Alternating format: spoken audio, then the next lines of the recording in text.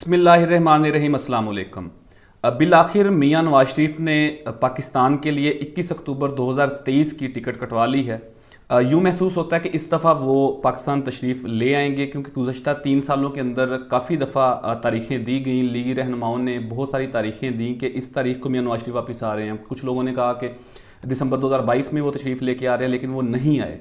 लेकिन अब बज़ाहिर महसूस होता है जो सियासी खद्दोखाल हैं और जो जिस तरफ सूरत हाल जा रही है इलेक्शन के हवाले से, अब ये तमाम चीज़ें जो हैं वो वाज़े हो रही हैं कि अब मियां नवाज शरीफ जो हैं वो 21 अक्टूबर को पाकिस्तान तशरीफ़ ले आएंगे। नाज़रीन, मियां नवाज शरीफ जो हैं ये लाहौर हाई कोर्ट की अंडरटेकिंग के ऊपर 4 हफ्ते के लिए इलाज की गर्ज से पाकिस्तान से बाहर गए थे, लेकिन उस फैसले में लाहौर हाई कोर्ट ने यह वाज़े तौर पर लिखा था कि मियां नवाज शरीफ जो हैं वो अपनी इस दरख्वास्त के अंदर, इस अपनी इजाज़त के अंदर तोसी ले सकते हैं। लेकिन उन्होंने तोसी नहीं ली। वो वहाँ पर तकरीबन को 3-3.5 साल से एब्सकॉन्डर के स्टेटस के साथ, एक इश्तिहारी के स्टेटस के साथ वो लंदन में मौजूद थे। अब भी आखिर उन्होंने ये फैसला कर लिया है कि वो पाकिस्तान तशरीफ़ लेकर आएंगे और पाकिस्तान की सियासत में एक नया बोंचाल पैदा करेंगे। ये तो आपने तमाम तर चीज़ें आप इलेक्ट्रॉनिक मीडिया के ऊपर, डिजिटल मीडिया के ऊपर आप देखते रहते होंगे, सुनते रहते होंगे। इस हवाले से जो मुस्लिम लीग नून है वो बतौर जमात भी पाकिस्तान के मुख्तलिफ शहरों में कन्वेंशन करने का इरादा रखती है। लाहौर के अंदर उन्होंने मुख्तलिफ कन्वेंशन किए भी हैं। अभी कल की तारीख में उनका इचरा के अंदर एक कन्वेंशन जो है वो मुनक्कद किए जाने का इम्कान है। गुज़श्ता कल जो गुजर चुकी है वहाँ पर उन्होंने शाहदरा के अंदर एक अपना सियासी प्रोग्राम मुनक्कद किया था।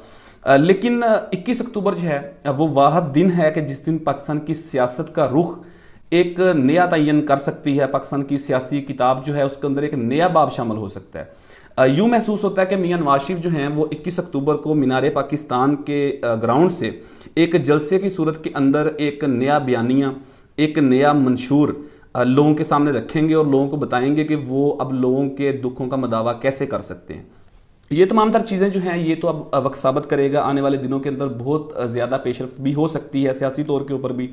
और ये तो अब 21 अक्टूबर को देखेंगे कि मियां नवाज शरीफ जब लैंड करेंगे वहाँ पर अवाम उनका कैसे फ़कीदुल मिसल इस्तकबाल करती है, या कि लोग उनके आने में कोई इंटरेस्ट रखते हैं या नहीं रखते। लेकिन मैं चाहता हूँ कि थोड़ी सी हम तारीख़ के ऊपर नज़र दौड़ाएँ। तारीख़ के मुतल्लिक भी कुछ पढ़ना चाहिए, कुछ देखना चाहिए कि गुज़श्ता हमारी जो 2-3-4 दिहाइयाँ हैं उसके अंदर हमारे सियासतदानों ने क्या खोया, क्या पाया, क्या उन मामलात के अंदर जो उन्हें जो मुश्किलात पेश आईं, क्या उनसे उन्होंने कुछ सबक सीखा, क्या उन्होंने आने वाले हाल के हवाले से उन्होंने कुछ अपनी तरजीहात बेहतर की।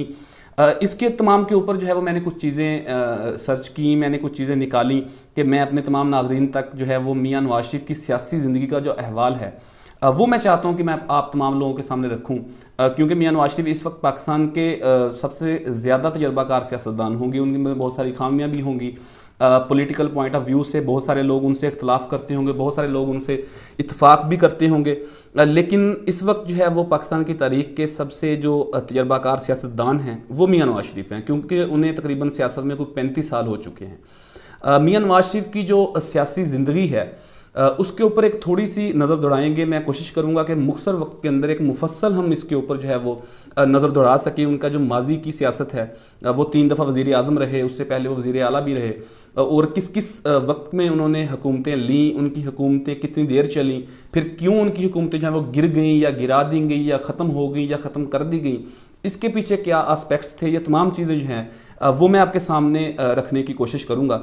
तो मियां नवाज शरीफ की सियासी ज़िंदगी के ऊपर हम बात करते हैं और मैं कुछ चीज़ें आपके सामने रखता हूँ। मियां नवाज शरीफ जो हैं इन्होंने 80s में जो है वो सियासत का आगाज़ किया। 80 की दिहाई में इन्होंने सियासत का आगाज़ किया और ये भी इनके मतलब कंट्रोवर्सी है कि इन्हें सियासत में लाया गया था। ये किसी के कंधों के ऊपर चढ़ कर सियासत में आए थे।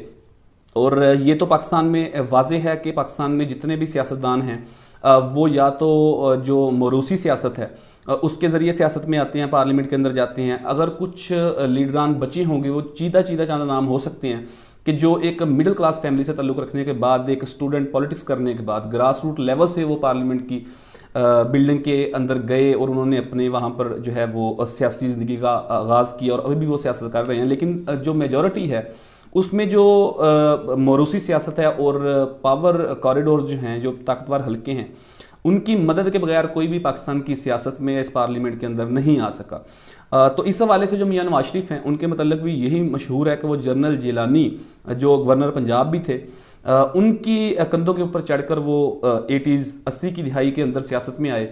اور ناظرین جب انہوں نے سیاست کا آغاز کیا تو وہ حادثاتی طور کے اوپر جو ہے وہ پنجاب کے وزیر خزانہ بنے, پھر کچھ وقت کے بعد وہ پنجاب کے وزیر اعلیٰ بھی بنے.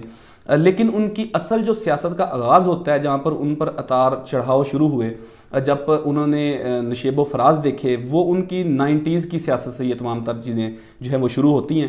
90s میں جو ہے وہ میاں نواز شریف نے پہلا جو ہے وہ انتخابی الیکشن لڑا وزارت عظمیٰ کے لیے. چونکہ 88 میں پاکستان پیپلز پارٹی جو تھی ان کی قیادت محترمہ بینظیر بھٹو کر رہی تھی, اور وہ ایک بہت مقبول لیڈر تھی. پاکستان کے اندر جو مزدور طبقہ ہے, جو کسان طبقہ ہے, جو دیہڑی دار طبقہ ہے, وہ یہ سمجھتا تھا کہ جو پاکستان کے مسائل کا حل ہے وہ پاکستان پیپلز پارٹی کے پاس ہے, وہ محترمہ بینظیر بھٹو کے پاس ہے.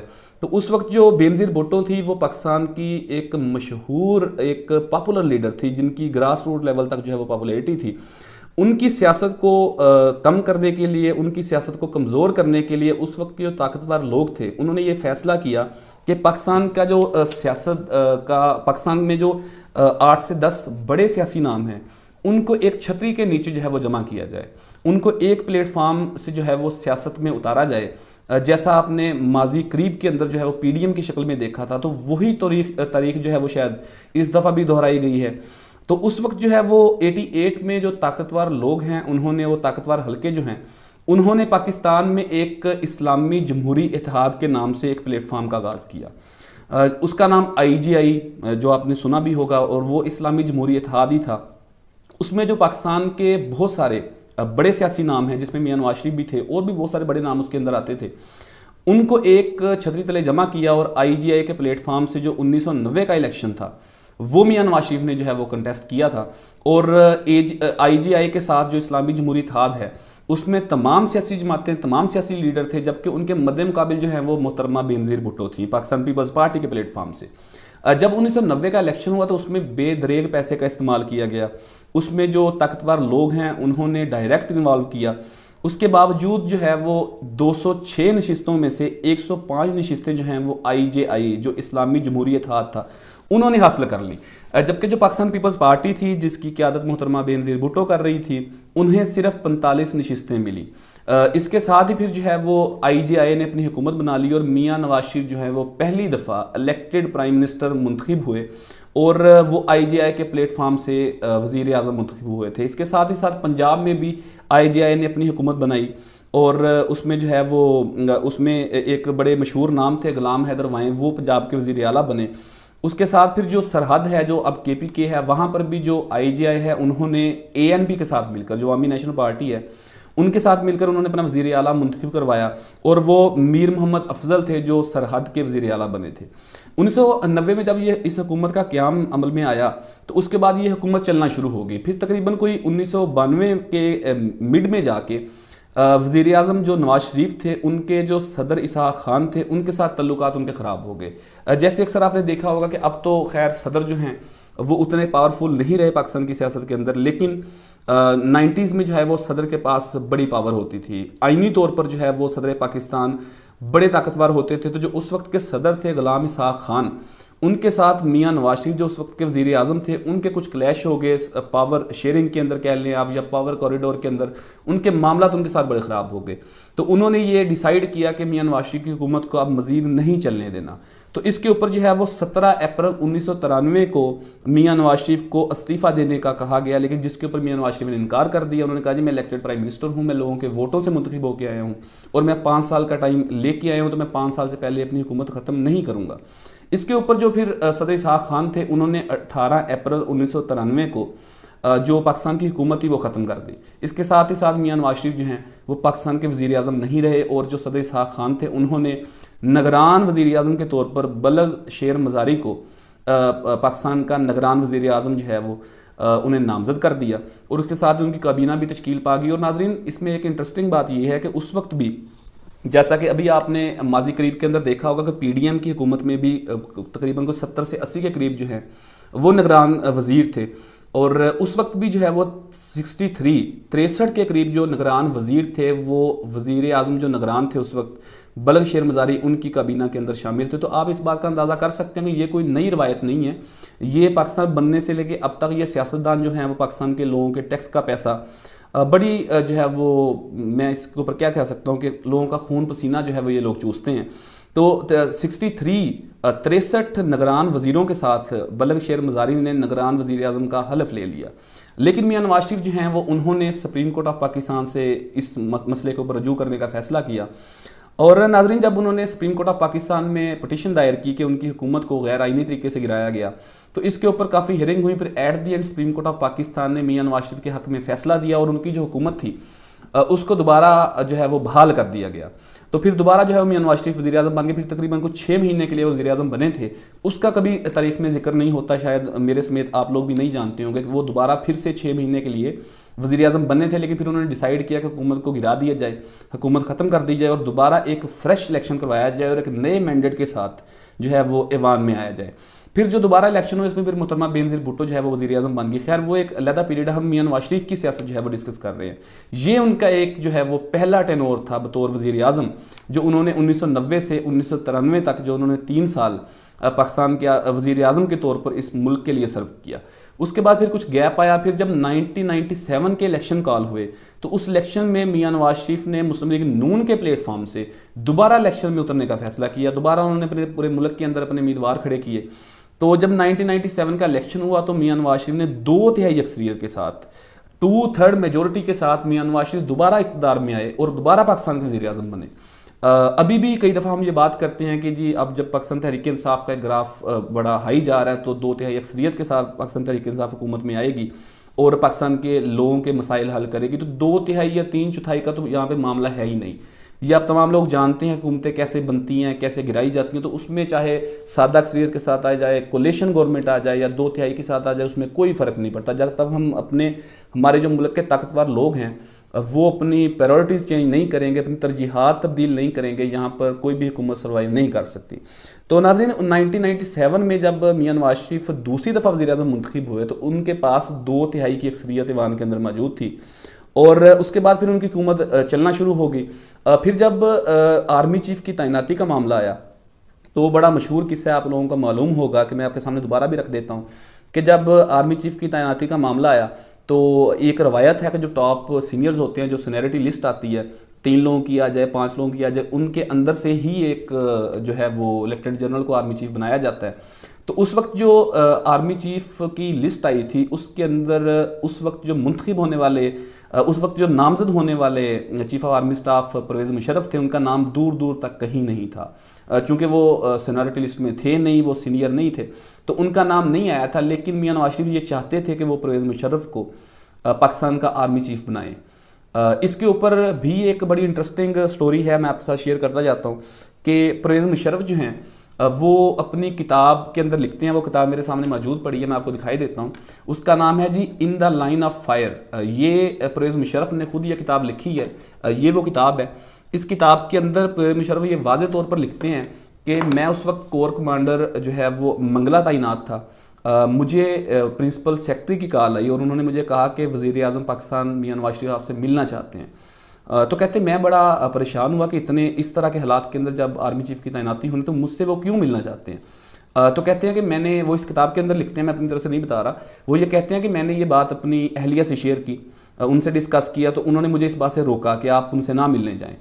کہتے میں نے کچھ سوچا, حالانکہ کہتے میرے دور دور تک میرے وہم و گمان میں بھی نہیں تھا کہ میں چیف آف آرمی سٹاف بننے جا رہا ہوں, کیونکہ وہ سینئر نہیں تھے, ایک روایت نہیں تھی, وہ سینیئرٹی میں دور جو ہے وہ 6 یا 7ویں نمبر کے اوپر تھے.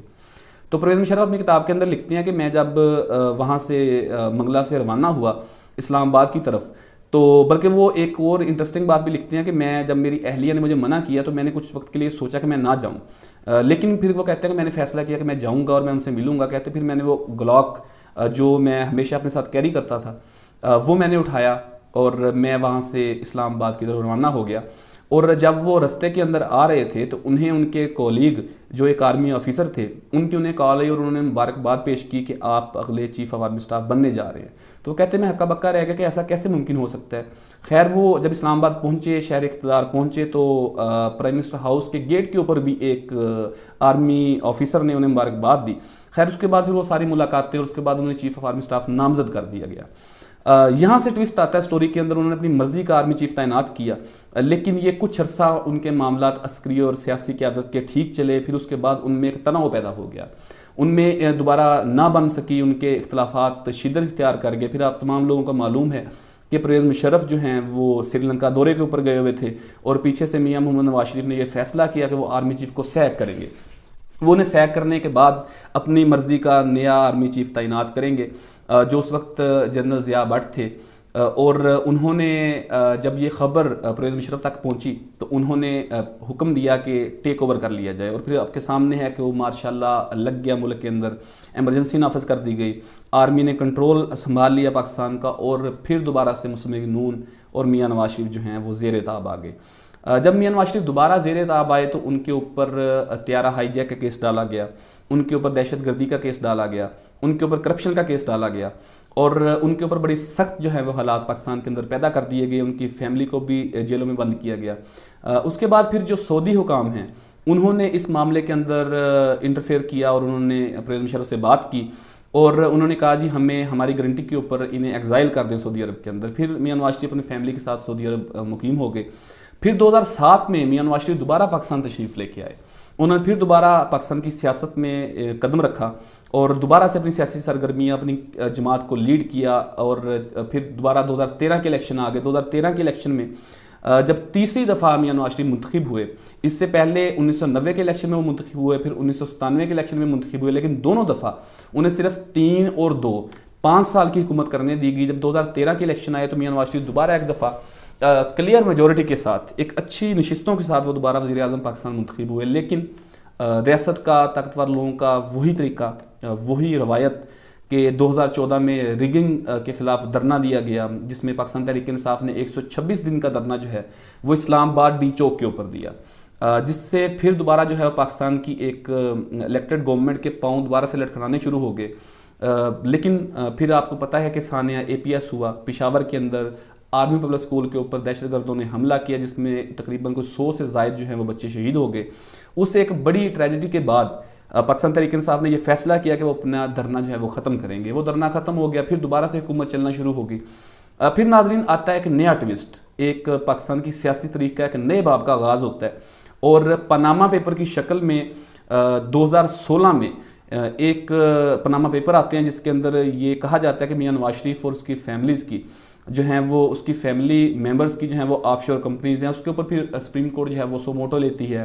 اس کے بعد پھر جو ہے وہ اس کے اوپر انہیں ڈسکوالیفائی کر دیا جاتا ہے فار ہول لائف، انہیں تاحیات جو ہے وہ نااہل کر دیا جاتا ہے.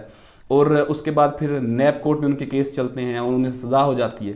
پھر وہ مرحلہ آتا ہے کہ جب وہ جیل کے اندر تھے 2018 کے اندر 2019 کے اندر وہ جیل کے اندر تھے، وہ قید تھے اور نیب نے انہیں سزا سنائی ہوئی تھی. یہ 16 نومبر 2019 کی بات ہے.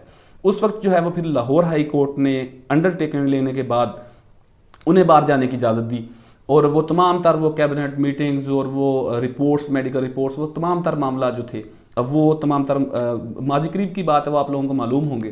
اس کے بعد پھر میاں نواز شریف جو ہیں وہ لندن میں قیام کر گئے اور تقریباً وہ 3.5 سال جو ہیں وہ لندن میں موجود رہے. کئی دفعہ انہوں نے فیصلہ کیا وہ پاکستان واپس آئیں گے، لیکن حالات ان کے حوالے سے سازگار نہیں ہوں گے سیاسی طور کے اوپر. اب جو ہے وہ انہیں محسوس ہوتا ہے کہ شاید حالات اب ان کے حق میں ہیں. ایک بہت بڑی جو ان کے مد مقابل جماعت ہے پاکستان تحریک انصاف، وہ اس وقت زیر عتاب ہے اور پاور کے لیے، پاور شیئرنگ کے لیے ان کے لیے راہ ہموار شاید وہ سمجھتے ہیں کہ ہو چکی ہے. تو اب انہوں نے یہ فیصلہ کر لیا ہے کہ وہ 21 اکتوبر کو لاہور کی سرزمین کے اوپر اپنا پاؤں رکھیں گے اور دوبارہ سے وہ سیاست کا آغاز کریں گے. بظاہر آپ کو بخوبی علم ہے کہ مسلم لیگ نون کی جو قیادت ہے وہ اس بات کے اوپر بڑی خوش ہے اور ورکر جو ہیں مسلم لیگ نون کے وہ بھی بڑے جو ہیں وہ منتظر ہیں میاں نواز شریف کی واپسی کے. اب دیکھنا یہ ہے کہ وہ پہلی بات تو یہ ہے کہ وہ 21 اکتوبر کو پاکستان آتے ہیں یا نہیں آتے. دوسری بات اگر وہ آتے ہیں تو بشمول میرے پاکستان کے تمام لوگوں کو ان کا خیر مقدم کرنا چاہیے. وہ ایک پولیٹیکل لیڈر ہیں, سویلین لیڈر ہیں, ایک انہیں واپس آنا چاہیے. وہ 3 دفعہ کے وزیر اعظم رہے ہیں. اگر وہ سمجھتے ہیں کہ ان کے ساتھ زیادتی ہوئی ہے, اگر وہ سمجھتے ہیں کہ انہیں پاکستان واپس آنا چاہیے, یہ جو پولرائزیشن ہے سیاست کے اندر, یہ جو ایک گیپ آ گیا ہے, وہ بھی شاید ان کے آنے سے پر ہو سکتا ہے کہ بڑے سیاستدان جو ہیں وہ سر جوڑ کر بیٹھ جائیں اور پاکستان کے مسائل کا حل نکالنے کو چارٹر آف اکانومی کریں. اس کے اوپر بھی بات ہو سکتی ہے, لیکن وہ ان کے آنے سے مشروط ہے کہ وہ آئیں گے, ادھر سے عمران خان کے کیس ختم ہوں گے, انہیں بھی جو ہے وہ لیول پلینگ فیلڈ ملے گی. اس کے بعد جو ہے وہ یہ مسائل جو ہیں وہ تمام طرح حل ہو سکتے ہیں. ہاں, جن لوگوں کو اختلاف ہے کہ میاں نواز شریف نے پاکستان کے لیے ڈلیور نہیں کیا, یا جو لوگ سمجھتے ہیں کہ ان تمام حالات کے ذمہ دار وہ بھی ہیں, وہ لوگ ان سے جو ہے وہ الیکشن کے اندر جواب لے لیں گے. لیکن ایک سیاسی لیڈر ہونے کی حیثیت سے لوگوں کو انہیں ویلکم کرنا چاہیے. اور اب دیکھیں گے کہ 21 اکتوبر کو پاکستان مسلم لیگ نون کس طرح کا بڑا اجتماع جو ہے وہ لاہور کے اندر کر پاتی ہے, کیونکہ وہیں پر انہوں نے اپنا بیانیہ دینا ہے, وہیں پر انہوں نے وہ منشور دینا ہے کہ جو وہ لے کے آ رہے ہیں, جس کا انہوں نے اعلان کیا ہوا کہ میں وہ منشور لے کے آ رہا ہوں, میں وہ تمام تر مسائل کا حل لے کے آ رہا ہوں, اور وہ آ کے شیئر کریں گے 21 اکتوبر کو لاہور جو ہے وہ مینار پاکستان گراؤنڈ سے, جہاں پر وہ جلسہ کرنے جا رہے ہیں. تو میں بھی منتظر ہوں, آپ کی طرح میں بھی منتظر ہوں کہ وہ 21 اکتوبر کو کس چیز کا اعلان کرنے جا رہے ہیں. تو یہ وہ تمام تر میاں نواز شریف کی سیاسی زندگی تھی کہ جس کی میں نے کوشش کی ہے کہ میں حقائق کے ساتھ جو اتار چڑھاؤ اس کی زندگی میں آتے رہے, اور جس طریقے سے ان کی حکومتیں بنتی رہیں, کس ادوار میں بنتی رہیں, اور کس طریقے سے وہ حکومتیں گرائی گئیں یا گریں, کیا مسائل در پیش ہوئے, تمام تر چیزیں جو ہیں وہ میں نے آپ کے سامنے رکھنے کی کوشش کی ہے. اور اس کے اوپر آپ اپنا فیڈ بیک بھی ضرور دے سکتے ہیں.